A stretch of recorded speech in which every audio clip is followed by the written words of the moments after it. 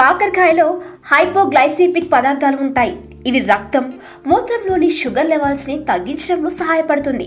రోజు కాకరకాయ రసాన్ని కొద్దిగా తీసుకుంటే డయాబెటీస్ దరి చేరకుండా ఉంటుంది. లివర్ కూడా శుభ్రపడుతుంది. అంతేకాకుండా రక్తంలో శుభ్రపరచడంలో కాకరకాయ చాలా తోడ్పడుతుంది. రక్తంలోని మలినాల వల్ల కలిగే దుష్ప్రభావాలను ఇది నివారిస్తుంది.